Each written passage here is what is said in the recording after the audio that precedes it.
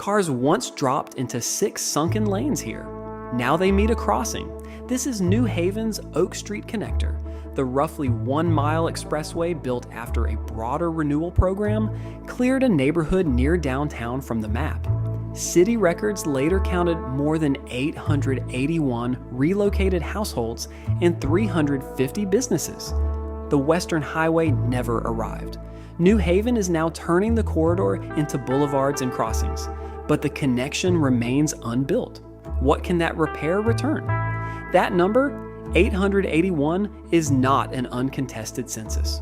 Rutgers historian Howard Gillette gives about 880 displaced households, while later, city materials report more than 881. The figure for 350 businesses is more consistent, but even the small disagreement over totals can hide what the ledger contained.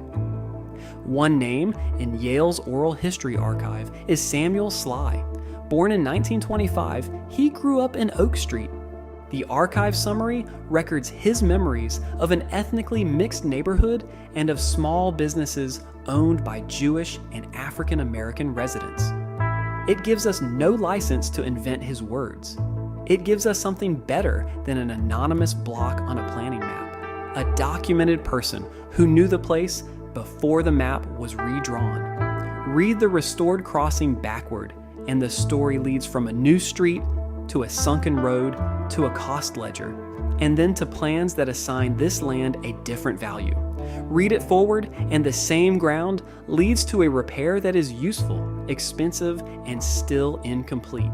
The incompleteness is visible now.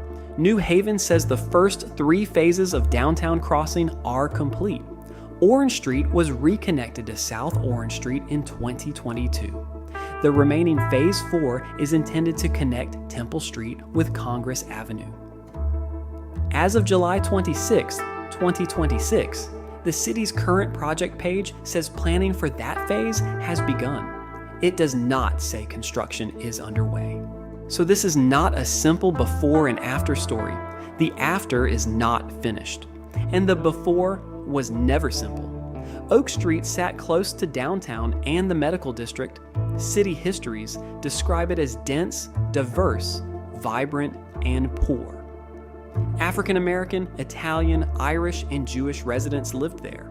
Small businesses worked along the same streets. Some housing was in bad condition. Poverty was real. So was community. That distinction matters because the word used by renewal advocates was blight. It could describe deteriorated buildings and weak municipal revenue. It could also flatten a lived neighborhood into a problem awaiting clearance. Oak Street was neither an urban paradise nor empty land. It was an inhabited place whose condition gave officials a powerful case for changing it. Post-war New Haven's public case began with real problems: deteriorated housing, pressure on downtown commerce, and a weak tax base. The 1958 fiscal argument promised higher tax receipts and lower service costs. An archive-based analysis by political sociologist G. William Domhoff reconstructs the wider planning rationale, including automobile access, commercial growth, and institutional expansion. The strongest defense of the project begins there. Officials were not proposing a short road and hundreds of relocations as an exercise in destruction. They were promising a modern city, easier access, better housing conditions, stronger finances, new investment, and land uses they considered more productive. But the decision did not begin with Mayor Richard C. Lee standing over one map. That archive-based reconstruction traces the decision chain across 3 dates. Morris Radeval's 1943 plan linked highways into downtown with new uses for the Oak Street area, including institutional development. Douglas Orr's 1944 recommendations combined highways, business expansion, professional buildings, and professional/student housing. In 1951, New Haven's Redevelopment Agency returned to the area. The sequence changes the meaning of the road. It was not a lone engineering scheme that accidentally consumed a neighborhood. It was one component of a broader strategy, and that strategy survived from plan to plan for nearly a decade before Lee's administration took charge. By then, the line on the map had become an institutional route toward action. This centrally located land should serve a different city. Planning institutions, downtown business interests, government agencies, and institutional users helped define what improvement meant. Oak Street residents had to live with the result. That difference in position is visible without inventing anyone's inner life. The plans show what institutions proposed for the land. They do not reveal the private racial motive of every person named in them. Lee's administration supplied the political force to execute a strategy that predated him. Its archive catalog lists Oak Street development films, pre-groundbreaking city scenes, demolition material, and the groundbreaking itself. That concrete record ties the transformation to the administration without asking unseen frames to supply a motive. The public argument was explicit. A 1958 account entered in the congressional record presented Oak Street as a fiscal burden and redevelopment as a route toward higher property tax receipts and lower service costs. Those were advocates' projections, not a neutral audit of the final outcome. Still, they show the wager clearly.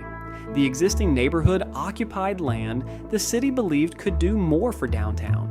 Clearance and relocation followed.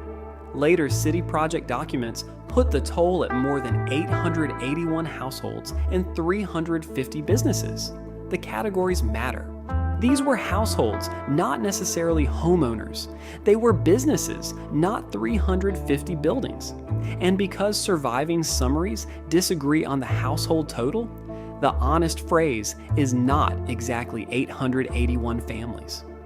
It is that the city's own later records reported more than 881 relocated households. Sly's archive entry makes the accounting harder to keep abstract. The same finding aid that records his Oak Street upbringing also preserves his description of its ethnic mix and Jewish and African American owned small businesses. The relocation ledger gives scale. The archive gives fragments of life inside that scale. What the available record does not give is a complete later path for every household and firm. Now the original road has to be tested on its own terms. The Oak Street connector opened in 1959. Depending on which project limits a city document uses, the segment is described as 0.8 miles, roughly 1 mile, or about 1.1 miles. Roughly 1 mile is the safest way to hold those measurements together. It was not useless. The limited access road brought traffic from the regional highway system toward downtown. It performed the access function its advocates had emphasized. Any account that calls it a highway to nowhere and stops there avoids the strongest evidence on the other side. The harder fact is that useful access and radical incompletion existed at the same time. The proposed limited access continuation toward the western suburbs was never built. What remained was a short, depressed connector. 6 lanes set below the surrounding city, carrying regional movement while interrupting local movement. City documents later described the corridor as a physical barrier among downtown, the Hill neighborhood, Union Station, and the medical district. Look at the map at 2 scales. From the region, the connector is an arrow delivering cars toward the center. At street level, the same arrow cuts across the grid. Connections that once ran north and south no longer work in the old way. The road could improve one kind of access by damaging another. Why did the Western Expressway stop? There is a satisfying version in which residents rose up and killed the extension.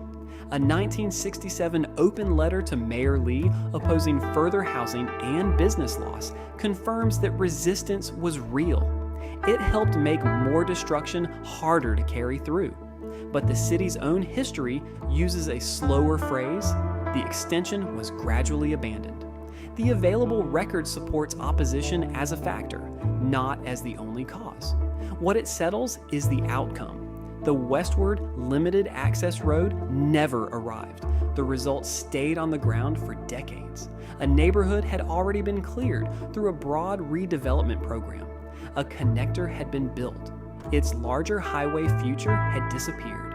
Yet the sunken lanes continued to shape how nearby districts met or failed to meet one another. Then the official vocabulary changed. In 2010, New Haven applied for federal transportation money to remake the corridor. The application is unusually revealing because it places the old price and the proposed remedy in the same document. The city described a 0.8-mile depressed 6-lane stub. It reported more than 881 relocated households and 350 cleared businesses. It called the corridor a barrier. Then it proposed replacing former expressway space with urban boulevards, restored street connections, and new development parcels. The document was an application written to win support, not an independent verdict. But its physical argument can be checked. Streets could be reconnected. Highway space could be brought back to grade. Pedestrian and bicycle movements could cross where limited access geometry had prevented them. The full project was expected to reclaim roughly 10 acres for other uses, and parts of that correction happened. Phase 1 was completed in 2016. Then, on June 28, 2022, the action moved to Orange Street and Martin Luther King Jr. Boulevard. City, state, federal, and community participants marked a ceremonial first crossing of the new at-grade intersection. The event also marked completion of Phase 3, where limited access geometry had blocked the route.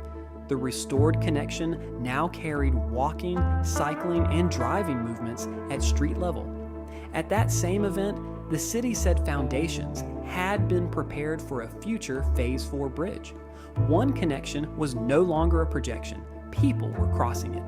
The next connection was still being described in the future tense. Thomasine Shaw, identified by the city as a longtime resident of the Hill neighborhood, spoke at the opening. Her point in the city's account was precise. Rebuilding connections does not bring back the old neighborhood. Now, the same ground means something different. At the beginning, the short connector looked like the residue of an unfinished promise, a massive clearance followed by roughly 1 mile of road. At Orange Street, New Haven demonstrated that the physical arrangement could be altered again. The sunken corridor was not permanent. A crossing could return. The ground could be changed again. The displacement could not. That change in geometry has real value. A restored street improves movement. A boulevard reduces a barrier. New parcels can support new buildings. What the crossing does not document is the return of the former ownership, businesses, or neighbors recorded before clearance, and even the physical repair remains unfinished. At the 2022 opening, the city expected Phase 4 to begin in 2023 and finish in 2025. That forecast is now obsolete. The current city page says Phase 3 is complete and planning for Phase 4 has begun. A regional transportation program lists $25 million for Phase 4 under final design and future costs. The project description may contain the word construction, but a future design allocation is not proof that construction started. As of July 26, 2026, there is no confirmed start date or completion date in the current official record used here. Temple Street is still supposed to connect with Congress Avenue. The final link is still a plan. The original connector delivered downtown access, but never became the Western Expressway once imagined. The modern project has delivered real crossings, but has not completed its final one. New Haven is repairing what it changed. It is not restoring what that change took. Return to Orange Street on June 28, 2022. The first crossing is real. Movement is back at street level. The old arrangement of neighbors and businesses does not cross back with it.